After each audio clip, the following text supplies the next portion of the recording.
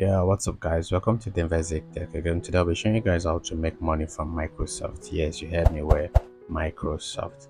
So all you need to do is to head up to this website, reward.bean.com.welcome, and you need to sign up if you don't have an account or log in. For my case, I have an account.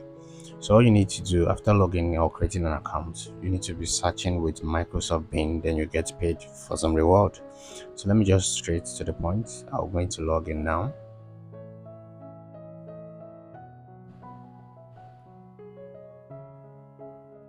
If you have not subscribed to my channel, please do so.